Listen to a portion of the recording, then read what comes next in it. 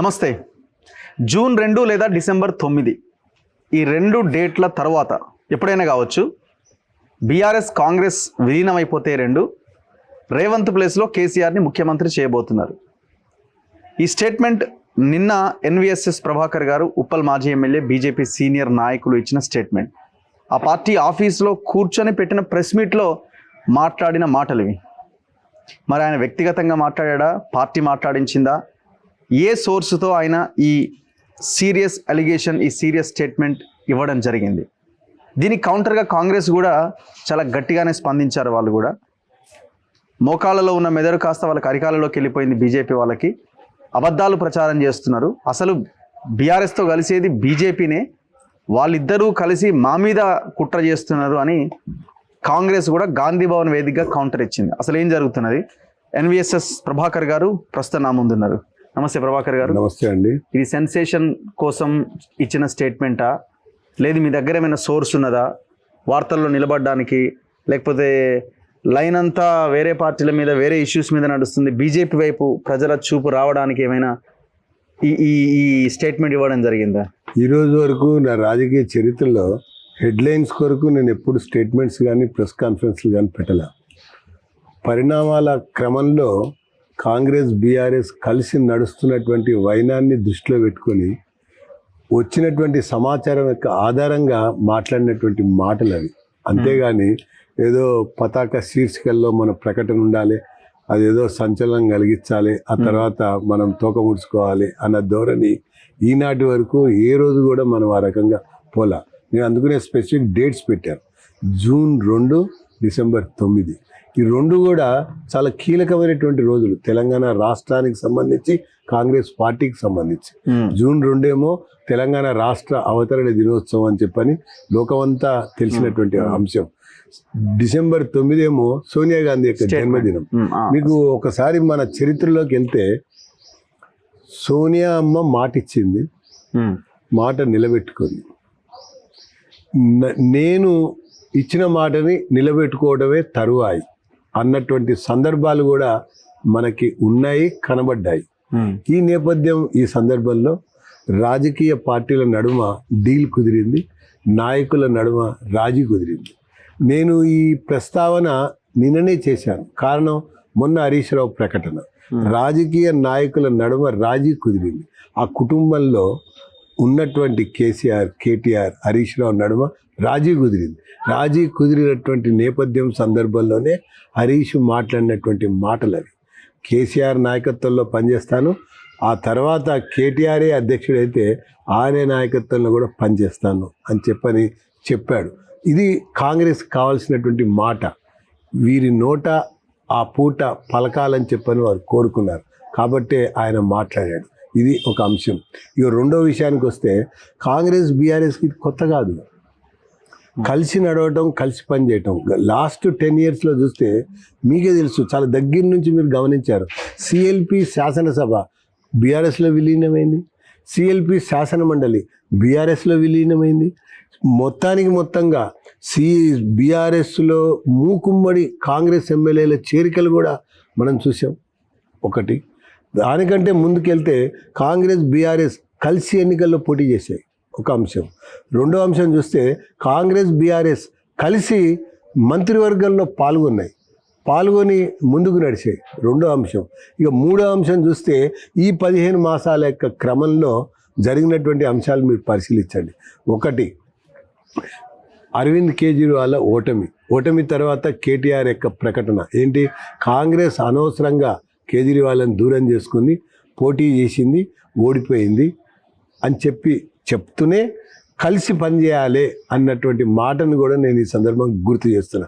ఇక పోతే చెన్నై నగరంలో స్టాలిన్ పిలిచినటువంటి ఒక సమావేశానికి రేవంత్ రెడ్డి, కేటీఆర్ కలిసి పాల్గొనటం, అనేక విషయాలు చర్చించడం, ఫోటోలు కూడా అందించడం రెండో అంశం.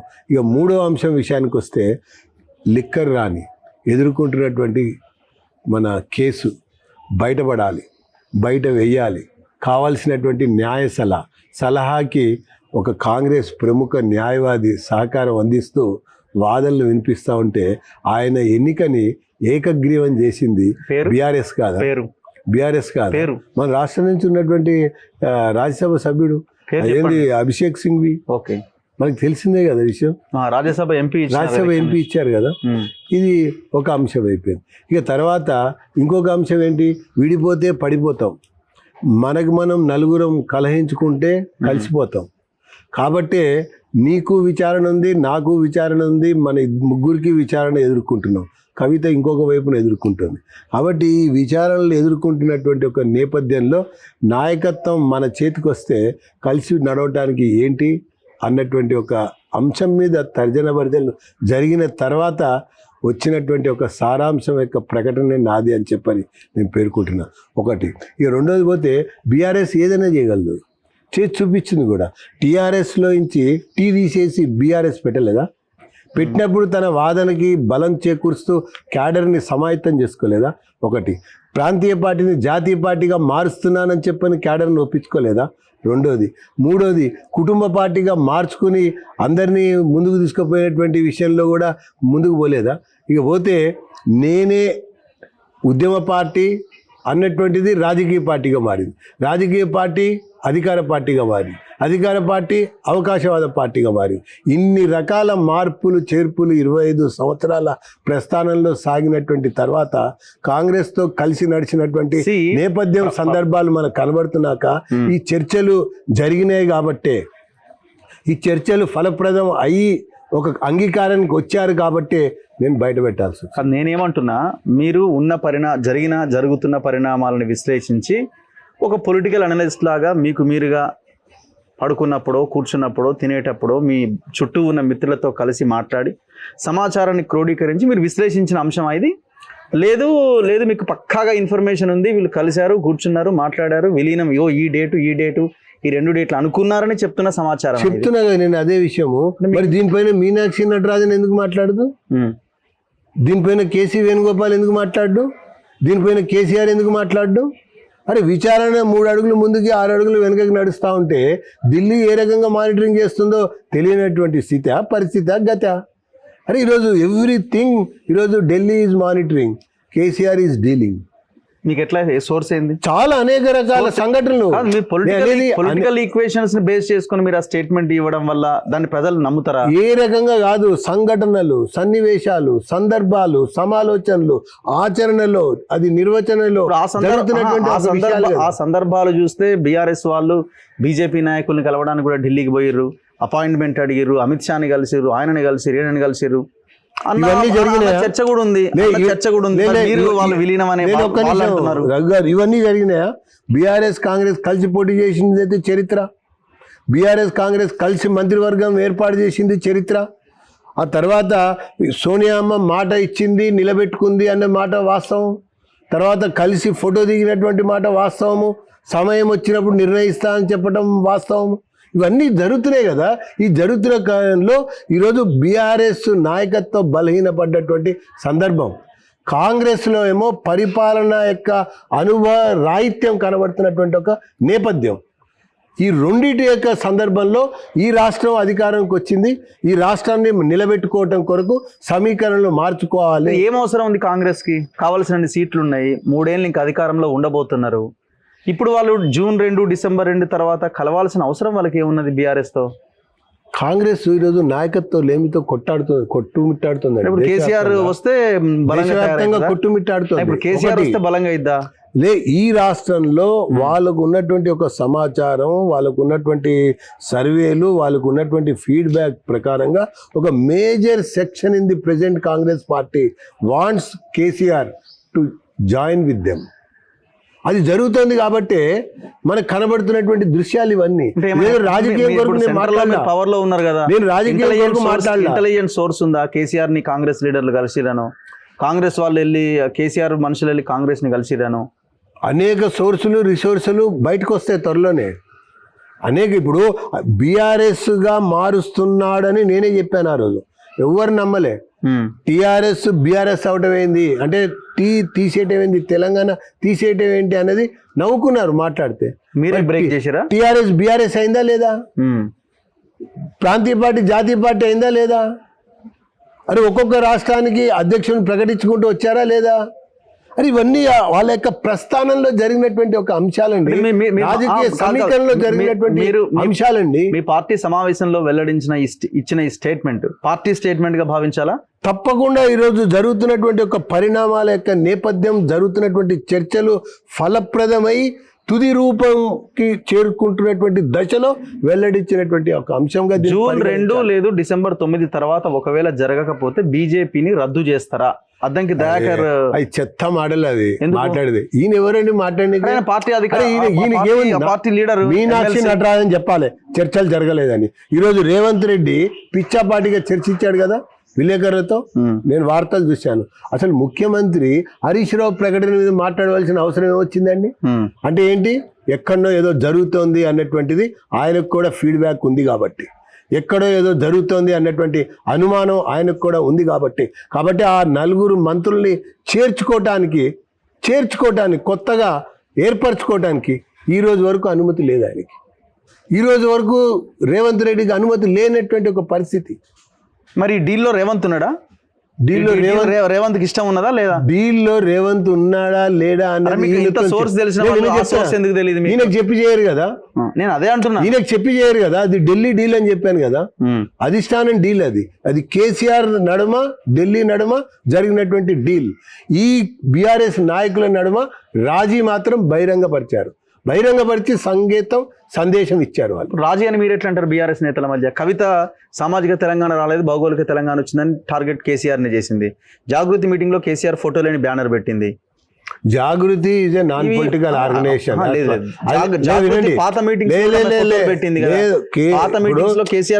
జాగృతి అనేది సామాజిక సంస్థ అనేది ఆమె ప్రకటించుకుంది. ముఖ్యమంత్రిగా అప్పుడు పెట్టిందేమో, ఇప్పుడు ముఖ్యమంత్రి లేదు కాబట్టి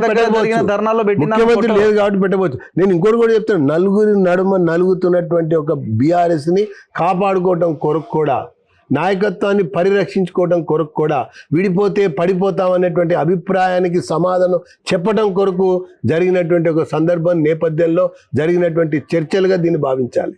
ఇప్పుడు చర్చలు జరిగింది వాస్తవేనా? 100% వాస్తవం. ఫ్యామిలీలో చర్చలు జరిగింది. ఫ్యామిలీ కాదు, రాజకీయ పార్టీల నడుమ అధిష్టానం ప్రత్యేక దూత కేసీఆర్తో నేరుగా హైదరాబాద్ వచ్చి చర్చించాడు. ఎక్కడి నుంచి? హైకమాండ్ నుంచి, ఢిల్లీ నుంచి వచ్చి హైదరాబాద్ లో చర్చించాడు. డేట్ ఏమన్నా చెప్తారా? ఇప్పుడు డేట్ ఇప్పుడే కాదు, నేను అసలు 2 డేట్లు మైండ్ లో ఉందా? జూన్ 2 కాదు, డిసెంబర్ 9. ఆ అధిష్టానం నుంచి వచ్చిన దూత ఆర్ నేత కేసీఆర్ తో జరిపిన చర్చల డేట్ మీకు ఒకసారి కాదు, 2 సార్లు కాదు, 3 సార్లు చర్చించాడు. 3 సార్లు చర్చించిన తర్వాతనే ముచ్చటగా 3 సందర్భాల్లో బీఆర్ఎస్ కూడా ప్రూవ్ చేసుకుంది వీఆర్ రెడీ అని. దానికి ఆ యొక్క అభిషేక్ సింఘ్వి యొక్క ఎన్నిక ఏకగ్రీవం కావటం. మరి ఆనాడు ఎందుకు చెప్పలేదు మీరు ఈ ముచ్చట? అది మేము పరిశీలిస్తూ ఉండాలి కదా. మొదటిసారి సంఘటన జరగని చెప్పరు కదా, సిరీస్ జరగాలి కదా. రెండోది చెన్నై చెలిమి చాటటం, మూడోది ఢిల్లీ దోస్తీ జరగటం. ఈ 3 జరిగిన తర్వాత అభిషేక్ సింఘ్ ఏకగ్రీవ ఎన్నిక తర్వాత ఒక తుది రూపంకి వచ్చింది. అంటే బీఆర్ఎస్ ఈజ్ ఫర్ దిస్ అనేటువంటి వచ్చిన తర్వాత ఇక మేము కన్ఫర్మ్ చేసుకున్నాం. అది అన్ని రకాలుగా ఇన్ఫార్మ్ సాధించుకొని అప్పుడు మేము మాట్లాడాల్సి వచ్చింది.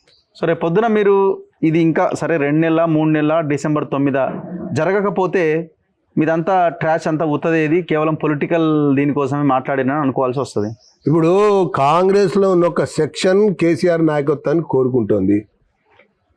కాంగ్రెస్లో ఉన్న ఒక సెక్షన్ ఢిల్లీ కూడా అదే తర ఆలోచనలను నడుస్తున్నట్టుగా అర్థం అవుతుంది. రెండో అంశం. మూడోది, ఎవరి స్థానాన్ని వారు కాపాడుకోవడం కొరకు కాంగ్రెస్లో ఎత్తులు పై ఎత్తులు వేయటం అనేది సహజం. ఈ సహజం సంబంధించినటువంటి విషయంలో మీనాక్షి నటరాజు వేస్తున్న నటనలు ఎన్ని తేడాలు కనబడుతున్నాయండి. వచ్చినప్పటి నుంచి రేవంత్ని మందలిస్తూనే ఉందా లేదా?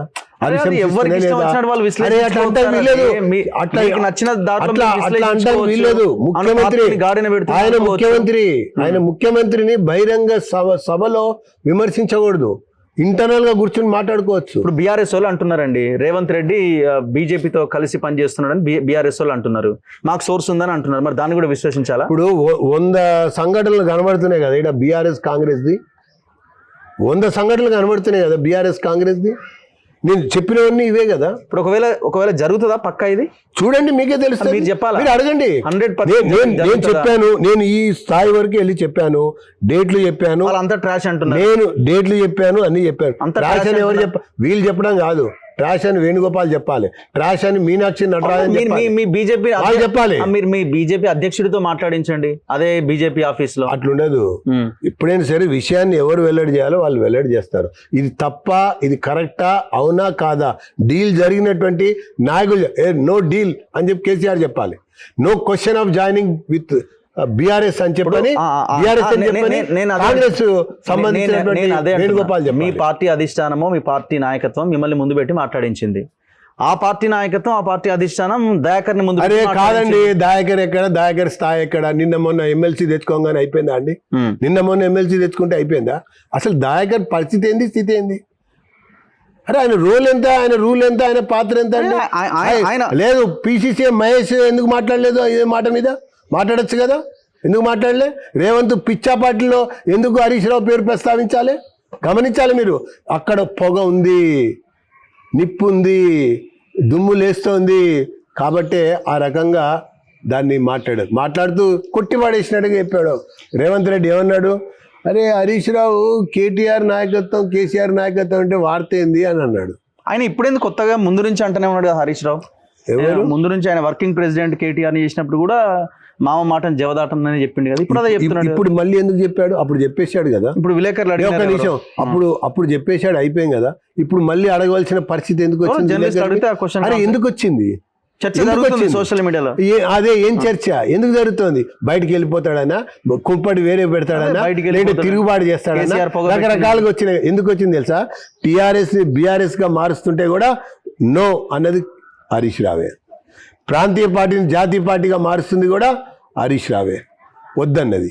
ఆ తర్వాత మిగతా వ్యవహారాలు అనేక సందర్భాల్లో కూడా హరీష్ రావే విషయాల్ని తప్పుపడుతూ వచ్చాడు. ఆ తప్పుపడుతున్నటువంటి విషయాల యొక్క క్రమంలో మనం తీసుకోబోయేటువంటి నిర్ణయం సమిష్టిగా ఉండాలన్నటువంటి ఒక ఆలోచన కొరకు ఈ రకమైనటువంటి ప్రకటన ఇప్పించారు. స్టోరీస్ కోసం నేను మాట్లాడలా, నేను స్టోరీస్ కోసం మాట్లాడలా, నేను సెన్సేషన్ కోసం మాట్లాడలా, నేను విలేకరులు వేసే క్వెరీస్ కోసం మాట్లాడలా. నేను మాట్లాడింది జరిగింది కాబట్టి, నేను మాట్లాడింది జరిగింది కాబట్టి, జరిగింది కాబట్టే మాట్లాడాను. చర్చలు జరిగినాయి కాబట్టి, ఒకసారి కాదు, 2 సార్లు కాదు, 3 సార్లు జరిగినాయి కాబట్టి నేను మాట్లాడాను. 3 సార్లు జరిగినాయి. జరిగిన ప్రతి సందర్భంలో కూడా బీఆర్ఎస్ ప్రూవ్ చేసుకుంది, ఎస్ మేము రెడీ, మేము వీఆర్ ఫర్ అని చెప్పని తనకి తాను చాటుకుంది. ఆ చాటుకున్నటువంటి దశల్లో 4వ భాగమే హరీష్ రావుతో ఆ ప్రకటన. కానీ మరీ మీరు ఇంకొక స్టేట్మెంట్ ఇచ్చారు, కాంగ్రెస్ రేవంత్ రెడ్డిని పక్కకు పెట్టి కేసీఆర్ని ముఖ్యమంత్రిని చేస్తారని. ఇది మరీ హాస్యాస్పదంగా ఉంది, చాలా కామెడీగా ఉందని కూడా కాంగ్రెస్ వాళ్ళు అంటున్నారు. సరే మిగతా ఏమో కానీ ఇదైతే మరీ దారుణంగా ఉంది. వాళ్ళు 4 స్తంభాలు అటు ఆడుకుంటున్నారు. ఎవరు వాళ్ళు, ఈ ముఖ్యమంత్రి పోతే నాకు వస్తుంది, ఆ ముఖ్యమంత్రి పోతే నీకు వస్తుంది అని వాళ్ళు 4 స్తంభాలు ఆట ఆడుతున్నారు. వీళ్ళేమో నలుగురు నడుమ బీఆర్ఎస్ నలిగిపోతుంది. ఈ నలుగుతున్న క్రమము 4 స్తంభాల ఆట నడుమ నాయకుడు ఎవరు అనేది తేల్చాలి. అది విలీనం తర్వాత తేలుతుంది. మీరు అన్నారు కదా, విలీనం తర్వాత తేలుతుంది. ఆ తేలేటువంటి దాంట్లో వాళ్ళది ఒక కండిషన్, అది వాళ్ళది ఒక కండిషన్. ఆ కండిషన్కి అధిష్టానం ఈల్డ్ అయింది ఒకటి. రెండోది కూడా మీరు గమనించండి, ఈ మధ్య ఒక 1.5 కాలంలో రేవంత్ ఎంత నిస్సహాయంగా మాట్లాడాడండి.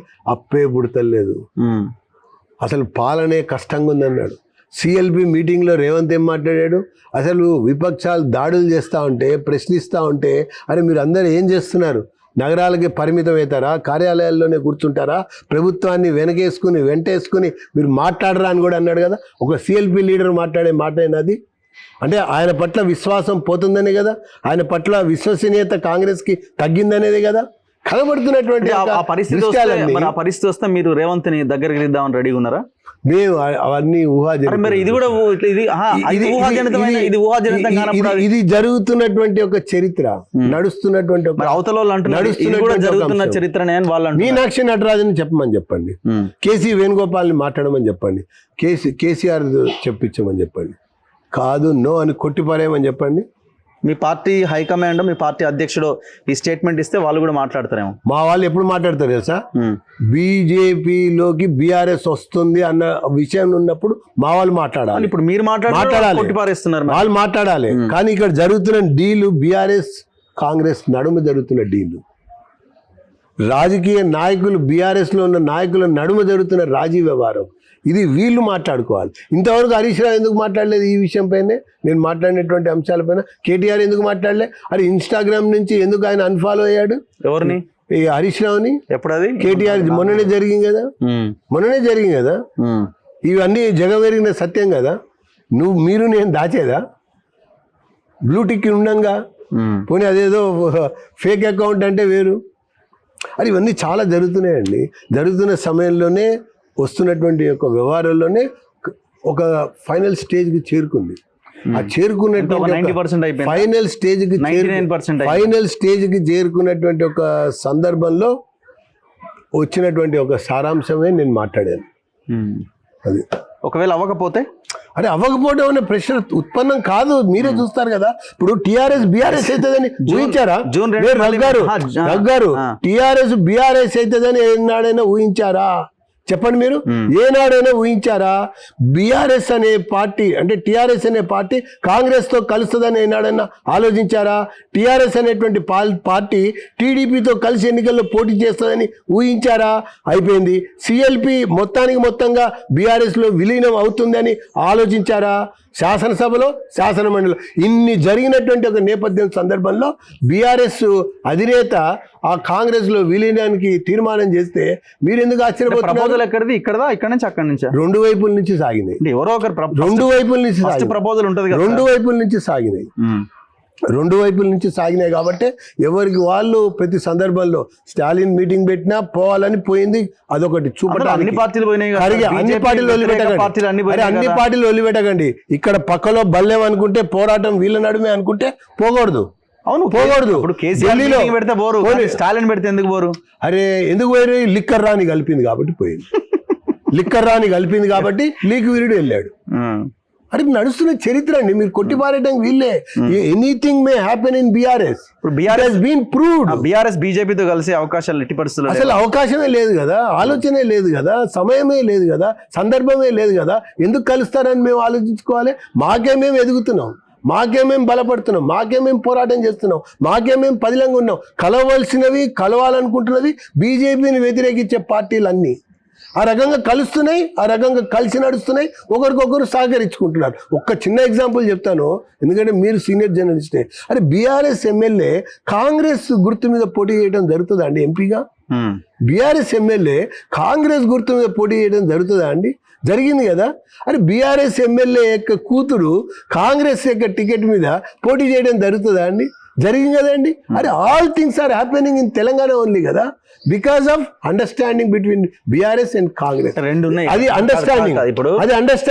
ఇప్పుడు ఇక కలిసి నడిచేటువంటి బీఆర్ఎస్ వాళ్ళు ఏమంటారు అంటే కాంగ్రెస్ ఒక భాగం, రేవంత్ ఒక భాగం, రేవంత్ బీజేపీ, కాంగ్రెస్ అని. ఇప్పుడు మీరు అదే యాంగిల్ మీరు డిస్కస్ చేస్తున్నారు? నేను ఏ యాంగిల్ డిస్కస్ చేయడం, నేను ట్రయాంగిల్ లో ఉన్న బీఆర్ఎస్ ని కాంగ్రెస్ యాంగిల్ ఎందుకు మరి ఆలోచిస్తాను? నేను వీళ్ళిద్దరు ట్రయాంగిల్ వీళ్ళిద్దరు ట్రయాంగిల్ లో ఉన్నారు కాబట్టి నేను వీళ్ళ గురించే మాట్లాడుతున్నాను. ఒకవేళ అవ్వకపోతే వీళ్ళ గురించి జూన్ 3న రెండు డేట్లు చెప్పాను. నేను రెండు డేట్లు చెప్తున్నా, జూన్ 3 ఆర్ డిసెంబర్ 10. అప్పుడు మాట్లాడదాం. అప్పుడు మీకే తెలుస్తుంది. ప్రెస్ మీట్ పెడతారా అప్పుడు? నేను తప్పకుండా మధ్యలో ఇంకో 2-3 సార్లు పెడతా. ఇంకా నా ఆర్గ్యుమెంట్ కి బలం చేకూర్చేటువంటి విషయాలు, జరుగుతున్నటువంటి పరిణామాలని నేను క్రమక్రమంగా బయట పెడుతూ వస్తా. ఎవిడెన్సెస్ ఉన్నాయా మీ దగ్గర? క్రమక్రమంగా బయట పెడుతూ వస్తా. ఇవి కనబడుతున్నాయి కదా మనకి. ఢిల్లీ దోస్తి కనబడుతుంది, చెన్నై చెలిమి కనబడుతుంది, ఆంతరంగా ఇంకా రూమ్ లో కూర్చొని మాట్లాడుతున్న వ్యవహారాలు బయట. మీటింగ్ ఎక్కడండి? ఫామ్ హౌసా లేకపోతే ఇక్కడ? కేసీఆర్ ఫామ్ హౌస్ లోనే కలుస్తాడు ఎవరినైనా. సో వీళ్ళు ఢిల్లీ వాళ్ళు వెళ్ళి డైరెక్ట్ ఫామ్ హౌస్ కి వెళ్ళిరా? కేసీఆర్ కలిసేది ఫామ్ హౌస్ లోనే కదా. అదే అంటున్నాను, అక్కడ కేసీఆర్ ని కలిసేది ఎవరైనా ఫామ్ హౌస్ లోనే కదా. ఎవరైనా కాంగ్రెస్ లీడరా లేకపోతే మధ్యవర్తి ఎవరన్నా? కాంగ్రెస్ నాయకుడే. హైకమాండ్ లీడరా? మరి హైకమాండ్ పంపిస్తేనే ప్రత్యేక దూత కన్ఫర్మ్ చేసుకున్న తర్వాతనే కలవటం జరిగింది. ఎవరు, కేసీ వేణుగోపాలా లేకపోతే అది ఎవరు అనేది తర్వాత అన్ని ఇప్పుడే చెప్తామా అండి? కోర్ కమిటీలో ఉన్న లీడర్ అన్ని ఇప్పుడే చెప్తామా? ఇప్పుడు మీరు దీన్ని ఇప్పుడు కొట్టి పారేయటానికన్నా రేవంత్ మాట్లాడాలి, కొట్టి పారేయటానికన్నా మీనాక్షి నటరాజన్ మాట్లాడాలి, గాలి తీసేసిన కోరికన్నా ఇంకోరు ఎందుకు మాట్లాడలేదు అంటే అక్కడ జరుగుతుంది కాబట్టి మాట్లాడలేదు. ఓకే, చూద్దాం. Anyway, thank you very much Prabhakar గారు, థ్యాంక్ యూ. ఇది ఎన్విఎస్ఎస్ ప్రభాకర్ గారితో ఇంటర్వ్యూ. చూద్దాం, మనం మళ్ళీ జూన్ 3వ తారీఖు వద్దాం ఇక్కడికి, సేమ్ ఎన్విఎస్ఎస్ ప్రభాకర్ గారింటికి.